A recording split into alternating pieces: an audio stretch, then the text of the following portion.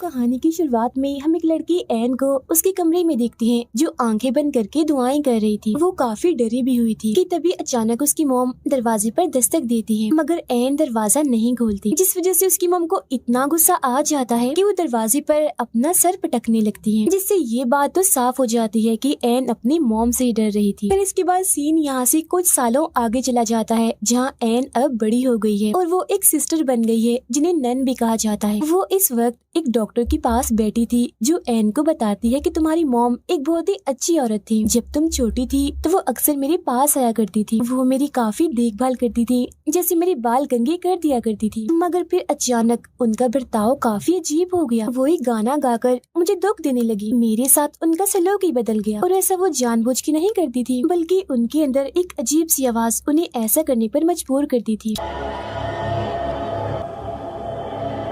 क्योंकि असल में वो पोजेस हो चुकी थी। मतलब कि शैतान ने उन पर कब्जा कर लिया था। इसके बाद दिखाया जाता है कि 1835 में एक्सॉर्सिज्म सिखाने के लिए एक स्कूल बनाया गया। एक्सॉर्सिज्म यानी काले जादू का तोड़। लेकिन अब क्योंकि पोजेस्ड यानी जिन पर शैतान ने कब्जा किया हुआ था उनकी तादाद बढ़ती जा रही थी, तो उसी स्कूल में अब उन लोगों को भी रखने का फैसला किया जाता है जो पोजेस्ड हो, जहाँ उन सबकी देखभाल सभी सिस्टर्स और नन्स करेंगे। मगर वो एक्सॉर्सिज्म से दूर रहेंगे, क्योंकि सभी फादर्स और प्रीस्ट एक्सॉर्सिज्म सीखकर उनकी पोजेशन को खत्म करेंगे, जिससे वो बिल्कुल ठीक हो जाए। अब हम एन को देखते हैं जो पहले एक बड़े चर्च में रहती थी, मगर अब वो भी इस स्कूल में आ जाती है। हालांकि वो एक नन है, सिस्टर है, एक्सॉर्सिज्म से उसका कोई लेना देना नहीं है, मगर फिर भी एक्सॉर्सिज्म सीखने में उसकी काफी दिलचस्पी होती है। फिर जब वो क्लास में थी तो वही डॉक्टर जिससे एन बातें कर रही थी वो सबको जादू टोने और इसके तोड़ के बारे में बता रही। यहाँ पर कुछ मरीज ऐसे थे जिनका ध्यान एन रख रही थी। कुछ वक्त पहले ही यहाँ एक और मरीज भी आई थी जिसका नाम नेटली था, जो सिर्फ एक 10 साल की बच्ची थी। एन उससे बातें करती है, हंसी मजाक करती है, जिससे वो बच्ची काफी खुश रहती है और एन को वो बहुत पसंद करती है। अब रात को जब एन अपने कमरे में थी तो तभी उसे किसी के पुकारने की आवाज आती है, इसके साथ ही उसे कुछ आहट भी महसूस होती है। वो चेक करने बाहर जाती है, मगर वहाँ कोई भी नहीं था। फिर जब वो मरीजों वाले एरिया में घूम रही थी तो तभी उसे किसी बच्चे की रोने की आवाज आती है, वो भी कई बार, बहुत ज्यादा। उसे कुछ भी समझ नहीं आ रही थी कि आखिर ये आवाज आ कहाँ से रही। मगर फिर तभी अचानक उसके सामने नेटली आ जाती है, जिसे देख वो थोड़ी हैरान रह जाती है, ये सोचकर कि वो बाहर कैसे आ गई, क्योंकि सारे मरीजों को हमेशा ही उनके कमरों में बंद करके रखा जाता है और सिर्फ 2-3 नन्सी अंदर जाती थी। मगर फिर वो उसे थोड़ी बहुत बात करके दोबारा कमरे के अंदर भेज देती है। वो फिर जब नीचे वाले हिस्से में आ रही थी तो उसे दोबारा से किसी के पुकारने की आवाज सुनाई देती है। तो वो यहाँ इस बारे में सोचने लगती है कि आखिर ये आवाजें मुझे सुनाई क्यों दे रही हैं, क्योंकि वो दरअसल इन आवाजों को थोड़ा बहुत पहचान चुकी।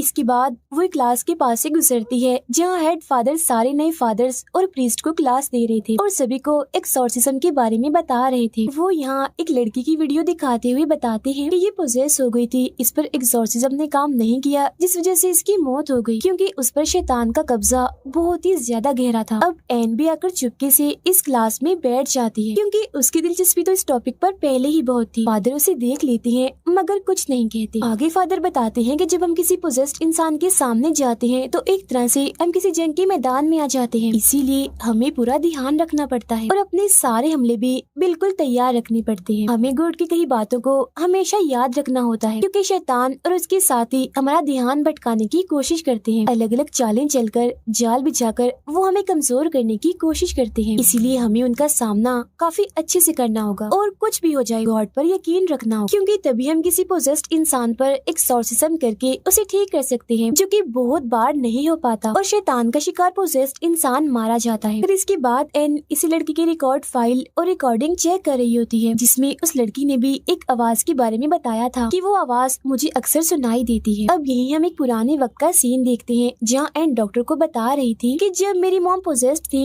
तो उन्हें भी कोई आवाज सुनाई देती थी जो उनसे सिर्फ एक ही बात करती थी कि मैं तुम्हें नहीं बल्कि तुम्हारी बेटी एन को लेना चाहती हूँ, क्योंकि वो खास है, गॉड की तरफ से चुनी हुई सिपाही है है जो हमारे खिलाफ लड़ेगी। अब लाइब्रेरी में एन और लोगों के रिकॉर्ड्स भी पढ़ना चाहती है, मगर वहाँ बैठी नैन उसे कहती है कि जो रिकॉर्ड फाइल तुमने देखी बाहर बस वही पड़ी है और इसके अलावा मैं तुम्हें कुछ नहीं दिखा सकती। अब हेड नन एन को समझाती है कि आइंदा की बात तुम कभी भी प्रीस्ट और फादर की क्लास में नहीं जाओगी, समझ गई ना, क्योंकि वहाँ एक्सॉर्सिज्म सिखाया जाता है जिससे तुम दूर ही रहो। जिस पर एन कहती है एक्सॉर्सिज्म सिर्फ मर्द ही करते हैं जबकि औरतें भी इसे कर सकती हैं, तो इसमें क्या बुराई है। जिस पर नन साफ मना कर देती है कि जो भी है बहरहाल तुम नहीं जाओगी, जिस पर एन को उसकी बात माननी ही पड़ती है। यहाँ पर हेड फादर भी थे जिनकी क्लास में एन चली गई थी। वो बताते हैं कि एन सीखना चाहती है तो इसे सीखने दे। नन बोलती है एक्सॉर्सिज्म सीखकर ये खतरा ही मोल लेगी जिससे मैं इसे बचाना चाहती हूँ क्योंकि मैं इसकी हिफाजत करना चाहती हूँ। इसके बाद एन एक बूढ़े मरीज की देखभाल कर रही होती है,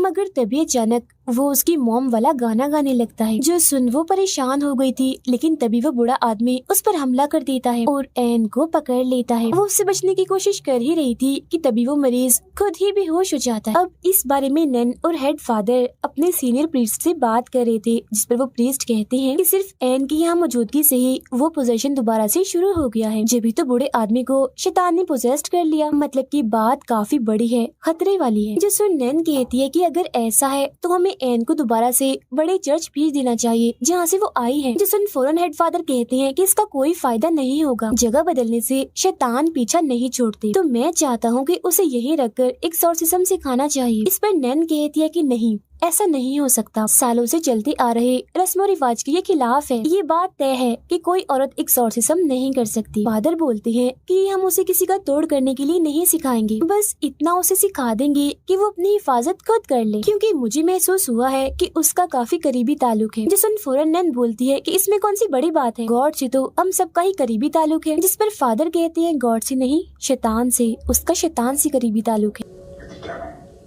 फिर अगले दिन एन एक्सॉर्सिज्म वाली क्लास में जाने लगती है, जहाँ एक फादर जिसकी एन से दोस्ती हो गई थी, उसके अलावा सब इस बात से नाखुश थे। क्लास खत्म होने के बाद फादर उन्हें असली एक्सॉर्सिज्म की झलक दिखाने के लिए ऊपर वाले फ्लोर पर ले जाते हैं। ये एक ऐसी जगह थी जहाँ सबसे खतरनाक पोजीशन वाले लोगों को हिफाजती कमरों में रखा जाता है, और जिस कमरे के पास वो आए थे इसमें नेटली को रखा गया था क्योंकि उसका पोजीशन काफी बढ़ गया था। तब हेड फादर दो छोटे फादर जो अब एक्सॉर्सिज्म सीख रहे थे उन्हें इस कमरे में भेजने का फैसला करते हैं एक्सॉर्सिज्म करने के लिए, और उन्हें बताते हैं कि जिस पर तुम एक्सॉर्सिज्म करने जा रहे हो वो सबसे खतरनाक शैतान है, जो सबकी खुफिया राज, उनकी शर्मिंदगी और सभी गुनाहों को जानता है, जिन्हें वो फिर उस इंसान के खिलाफ इस्तेमाल करता है जिसके अंदर वो होता है, और ऐसा करके वो उसकी आत्मा को तोड़ता है। तो तुम इस चीज का खास ध्यान रखना। फिर इसके बाद वो एक्सॉर्सिज्म करने के लिए उस कमरे के अंदर चले जाते हैं और अपने जादुई अल्फाज और मंत्र पढ़ने लगते हैं, लेकिन पोजेस्ड हुई नेटली पर इनका कोई असर नहीं होता। वो अब उल्टा इन्हें ही डराने लगती है और इन पर हमला कर देती है, जिसके बाद वो कूदकर सीधा जाकर छत से लग जाती है। अब इस कमरे की खिड़की के शीशे ऐसे थे जिनसे बाहर का कुछ भी नजर नहीं आता था, जबकि बाहर खड़े लोग अंदर देख सकते। एन बाहर खड़ी ये सब कुछ देख रही थी कि तभी नेटली खिड़की के पास आकर बाहर एन को देखने लगती है, जो जाहिर है इस वजह से मुमकिन हुआ क्योंकि इस वक्त वो शैतान के कब्जे में थी, और वो यहाँ एन को डराने लगती है, जैसे वो अपनी आंखों पर हाथ रख लेती है और उसके हाथों से कीड़े निकलने लगते हैं। फिर वो शैतान एन से कहता है तुम मुझे अपने अंदर आने दो, मतलब कि तुम मुझे खुद को पोजेस्ट करने दो।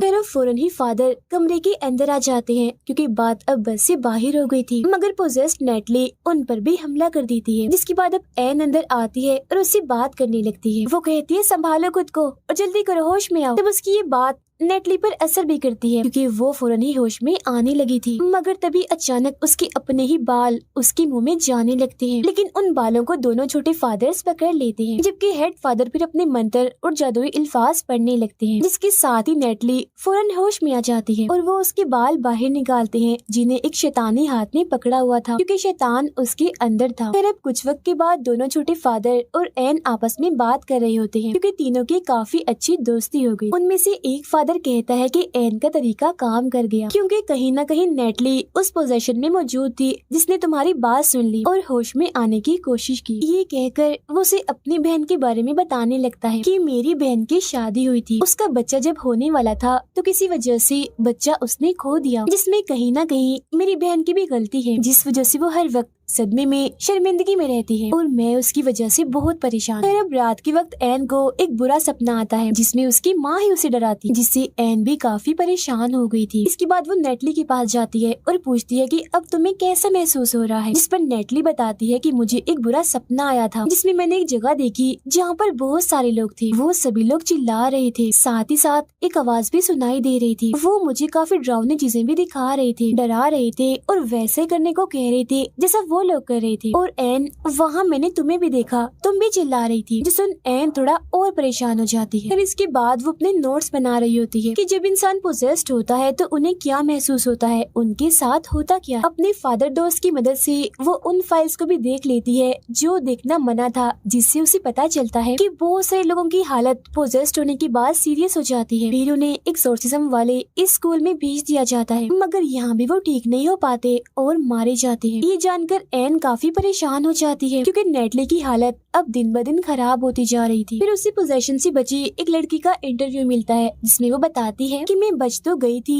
मगर पोजेशन में मैंने अपने साथ बहुत गलत किया था, मतलब कि खुद को नुकसान पहुंचाया, अपना चेहरा तक बिगाड़ लिया था। मैंने ऐसा कदम इसीलिए उठाया क्योंकि जो मेरे अंदर का शैतान था जिसने मुझे पोजेस्ट किया हुआ था, उसने मुझे मेरे गुनाहों और शर्मिंदगी का एहसास दिलाया और आज भी मैं उसी शर्मिंदगी में जी रही हूँ। अब हमें माजी का एक सीन दिखाया जाता है जहाँ एन की मोम पोजेशन में थी और उस पर हमला करने की कोशिश कर रही थी, मगर फिर अचानक से उसकी मोम ने अपनी ही जान ले ली। अब एन हेड फादर के पास आती है और उन्हें बताती है कि पोजेशन के टाइम पर शैतान उस इंसान की शर्मिंदगी और गुनाहों को इस्तेमाल करता है और जब वो इंसान अपनी शर्मिंदगी और गुनाहों पर पूरी तरह से टूट जाता है तो तब वो इंसान उस पर कब्जा कर लेता है। ऐसा करके वो जीत जाता है और पोजेस्ड हुए इंसान को फिर चाहे जहाँ भी भेजा जाए उसकी मौत ही होगी क्योंकि शैतान तो पहले ही जीत चुका है। इसीलिए एक्सोर्सिज्म के दौरान हमें लोगों को अंदर से मजबूत करना होगा कि वो लोग अपनी शर्मिंदगी और गुनाहों से ना टूटे, जिस वजह से वो लोग बच जाएंगे, एक्सोर्सिज्म कामयाब हो जाएगा। अब उसकी ये बातें हेड फादर को जरा भी समझ नहीं आती। उनका यहाँ सिर्फ एक ही सवाल था कि आखिर एक 10 साल की बच्ची को क्या शर्मिंदगी और क्या गुनाहों का एहसास होगा, क्योंकि बच्चे तो मासूम होते हैं, मन के पाक साफ होते हैं। तो फिर नेटली के केस में आखिर शैतान ने कैसे उस पर कब्जा किया हुआ है, अब इसका जवाब किसी के पास नहीं था, मगर जो इसकी वजह थी वो काफी बड़ी थी जिस बारे में हमें थोड़ी देर में पता लगने वाला है। अब एन की बातें यहाँ उसके फादर दोस्त ने सुन ली थी और वो उसे कहता है कि मेरी बहन जिसने बच्चे को खोया था, मैंने जिसके बारे में तुम्हें बताया था,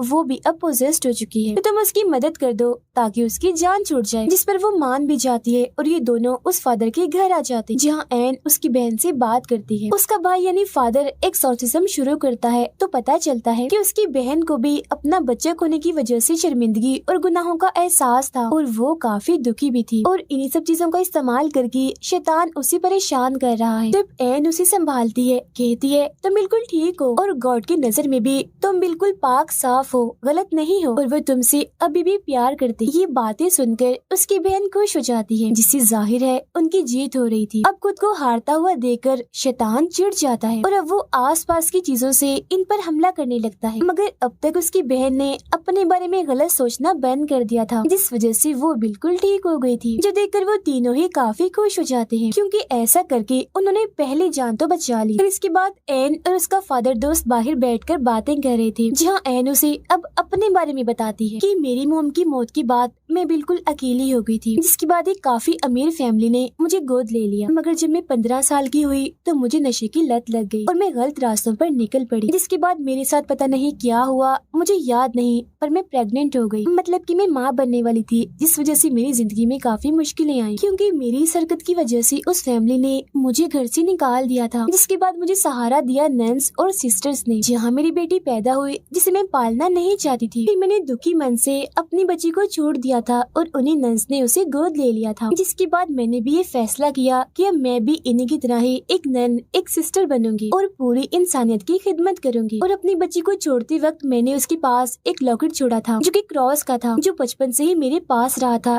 क्योंकि मेरी मॉम ने ही मुझे दिया था और तभी से मैं दुआएं मांग रही हूँ कि गॉड मुझे मेरे किए के लिए माफ कर दे। जिस वो फादर कहते हैं कि मेरा ख्याल है गॉड तुम्हें माफ कर चुके हैं क्योंकि कई बार मैंने इस बात की झलक तुम्हारे अंदर देखी है। इसके बाद जब एन अपने कमरे में थी तो उसे अपनी मॉम के ख्याल आने लगते हैं। उसकी आंख से भी नोकदार कोई चीज बाहर आती है जिससे वो थोड़ा परेशान हो गई थी। अगले ही पल हम उसकी मॉम की आत्मा को उसके पास ही खड़ा हुआ देखते हैं। कुछ देर बाद उसे हेडमैन बुलाने आती है जो उसे सीनियर प्रीस्ट के पास ले जाती है जहाँ पर उसका फादर दोस्त भी बैठा हुआ था। और अब हमें यहाँ पर पता चलता है कि उस फादर की बहन जिस पर इन्होंने एक्सॉर्सिज्म किया था वो मारी जा चुकी है क्योंकि उसने भी खुद अपनी जान ले ली थी। यहाँ पर सभी लोग एन और उस फादर पर काफी गुस्सा कर रहे थे कि आखिर तुमने एक्सॉर्सिज्म किससे पूछ के किया था। अब एन को उसकी मौत का काफी दुख था तो वो अपनी सजा खुद ही बता देती है कि मुझे वापस उसी चर्च में भेज दिया जाए जहाँ से मैं आई थी क्योंकि मैं जानती हूँ ये गलती बहुत ही बड़ी है, नाकाबिले माफी है। जब वो उस बड़े चर्च में आती है तो वो डॉक्टर उससे मिलने आती है और उसका हौसला बढ़ाते हुए कहती है कि तुम एक अच्छी इंसान हो, कभी कभी तुम भी लोगों की जान बचाने की कोशिश करती हो और क्योंकि तुम एक नई राह पर हो तो अपनी नाकामियों से मत डरो। और नेटली पर एक्सॉर्सिज्म कामयाब रहा है, वो बिल्कुल ठीक हो गई है और कल अपनी मॉम के साथ चली जाएगी। सुन एन बहुत ही खुश हो जाती है। अब अगले दिन उससे मिलने उसका फादर दोस्त आता है और उसे बताता है कि नेटली को घर ले जाया जाना था मगर वो दोबारा पोजेस्ड हो गई थी और इस बार उसका पोजेशन काफी हद तक बढ़ गया। उसने 3 लोगों को मार दिया जिसमें प्रीस्ट और नन शामिल थे। फिर वो उसे क्रॉस लॉकेट देता है और कहता है कि पोजेशन की हालत में नेटली ने कहा था कि इसी में तुम तक पहुंचा दूं। अब उस क्रॉस लॉकेट को देखकर एन समझ जाती है कि तो वही लॉकेट है जो मैंने अपनी बेटी को दिया था उसे छोड़ते वक्त। तो इसका मतलब ये है कि नेटली और कोई नहीं बल्कि मेरी बेटी ही है। और अब हमें यहाँ ये बात पता चल गई है कि शैतान को उस बच्ची में आखिर कोई शर्मिंदगी क्यों नहीं मिली, क्योंकि उसे वो बच्ची नहीं चाहिए थी बल्कि वो तो उसके जरिए बस एन तक पहुँचना चाहता था और उसे नेटली के नाम से तोड़ना, कमजोर करना चाहता था। ये जानकर वो फौरन उस फादर के साथ नेटली को बचाने के लिए निकल पड़ती है क्योंकि वो उसकी बेटी भी है और एक बच्ची भी है तो वो उसे कुछ भी होने देना नहीं चाहती। उधर नेटली को एक खुफिया जगह पर लाया जाता है जहाँ उस पर एक्सॉर्सिज्म चल रहा था और ये वही जगह थी जहाँ पर 1835 के टाइम से ही जादू टोने और एक्सॉर्सिज्म किए जाते थे। यहाँ एक फादर के साथ कुछ प्रीस्ट थे जो नेटली पर जादुई अल्फाज और मंत्र पढ़ रहे थे जिनका उस पर कोई असर नहीं हो रहा था। अब इतनी ही देर में एन भी वहाँ आ जाती है और बस शैतान का प्लान कामयाब हो गया था क्योंकि वो तो चाहता ही ये था। अचानक ही उसके अंदर उसकी सारी ताकतें आ जाती हैं जिनका इस्तेमाल करके सबसे पहले वो इन प्रीस्ट पर हमला करता है और उठाकर इन्हें दूर फेंकता है जिससे सारे के सारे मारे जाते हैं। अब एन उसके पास जाती है और नेटली से बात करने की कोशिश करती है मगर यहाँ शैतान ही उससे बात कर रहा था और पूछता है कि तुमने अपनी बेटी को क्यों छोड़ दिया था, तुम ये बात छुपाओ मत, सबको बताओ। अब यहाँ हमें पता चलता है कि आखिर क्यों एन की मॉम ने अपनी जान ली थी। ऐसा उन्होंने इसलिए किया था ताकि ये शैतान एन तक ना पहुँच सके। दरअसल उन्होंने अपनी बेटी को बचाने के लिए खुद की कुर्बानी दी थी क्योंकि जैसा कि मैंने आपको बताया था कि एन खास है और उसने भी अपनी बेटी को इसलिए छोड़ा था ताकि वो हर लिहाज से महफूज रह सके क्योंकि वो जानती थी कि ये आवाज यानी ये शैतान उसके पूरे खानदान का पीछा करे। मगर शैतान उसके पीछे पड़ा ही रहा और आज वो उसके रूबरू आ ही गया। अब यहाँ पर एन अपनी मॉम की तरह ही अपनी बेटी की जान बचाना चाहती थी। वो शैतान को अपने अंदर आने की दावत दे देती है। अगले ही पल शैतान उसके जिस्म में जाकर उसे पोसेस कर लेता है।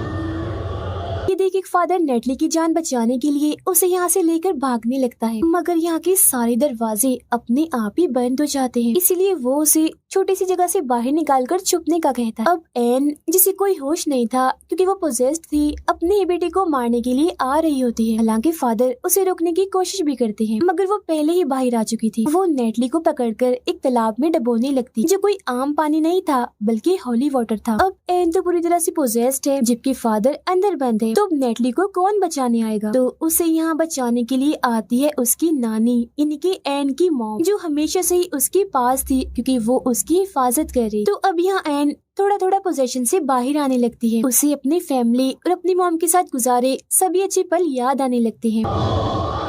साथ ही उन लोगों की भी याद आने लगती है जिन्होंने एन को बचाने के लिए अपनी जान दी थी और अब उनसे हिम्मत लेकर वो शैतान से लड़ने लगती है। वो अब आहिस्ता आहिस्ता अपने सर पर वही क्रॉस वाला लॉकेट घुसाने लगती है और उस होली वाटर के तालाब में कूद जाती है। अब होली वाटर में नहाने से उसके सारे गुनाह खत्म हो गए थे, इसलिए शैतान उसके जिस्म को छोड़कर चला जाता है। अब अगले सीन में हम हॉस्पिटल में एन को देखते हैं जिससे मिलने नेटली आती है मगर उसने नेटली को ये सच्चाई नहीं बताई होती कि मैं तुम्हारी मॉम हूँ। ऐसा उसने इसलिए इसलिए किया था ताकि वो खुश रह सके। यहाँ नेटली उसका शुक्रिया अदा करके चली जाती और इसके बाद नेटली वापिस से एक्सॉर्सिज्म स्कूल में आ जाती है, जहाँ इस वजह से कि कैसे उसने सबकी जान बचाई और अपनी जान की परवाह ना करते हुए शैतान को हराया, इससे सब लोग काफी खुश थे। फिर सीनियर प्रीस्ट उसे कहते हैं कि अब तुम भी एक्सॉर्सिज्म सीखोगी, लोगों के काम आओगी और पहली बार ये रिकॉर्ड बनाओगी कि कोई औरत भी एक्सॉर्सिस्ट है जो एक्सॉर्सिज्म करके लोगों की जान बचाती है। जो सुन एन खुशी से झूम उठती है। इसके अलावा भी सभी लोग काफी खुश थे। हेड फादर भी उसका हौसला बढ़ाते हैं, कहते हैं कि मैं भी तुमसे बहुत खुश हूँ, हमेशा आगे बढ़ती रहो, कामयाब रहो। साथ ही वो उसे चेतावनी भी देते हैं कि अब तुम संभल कर रहना, क्योंकि अगर तुम शैतान को जान चुकी हो तो वो भी तुम्हें जान गया होगा और अगली बार वो चाल किसी और अंदाज में चलेगा, वो अभी भी तुम्हारा पीछा नहीं छोड़ेगा। उसकी ये बात सुनकर और इस पर अमल करने का कहकर वो फौरन यहाँ से निकल जाती है। मगर जब वो गाड़ी में थी तो वहाँ एक पोजेस्ड औरत को देखती है। इसके अलावा जो उसकी गाड़ी का ड्राइवर था अचानक से वो भी पोजेस्ड हो जाता है। असल में ये सब शैतान के साथी थे जिन्हें शैतान ने ही हेल इन्हें जहन्नुम से भेजा था एन को रोकने के लिए। तब एन भी अपना क्रॉस उठाती है और उन्हें रोकने के लिए तैयार हो जाती है, जहाँ तभी अचानक वो सारे पोजेस्ड लोग उस पर हमला कर देते। अब यहाँ मैं आपको एक बात बता दूं, ये प्रे दुआ वाला नहीं था बल्कि शिकार वाला था। और इस कहानी में जो शैतान की प्रे थी वो और कोई नहीं बल्कि एन, उसकी मॉम और उसकी बेटी, क्योंकि ये तीनों गॉड की तरफ से ही चुनी गई थी। वजह ये है कि इनमें से एन को एक्सॉर्सिज्म सीखने का बहुत शौक था। और इसी के साथ ही ये फिल्म इधर ही खत्म हो जाती।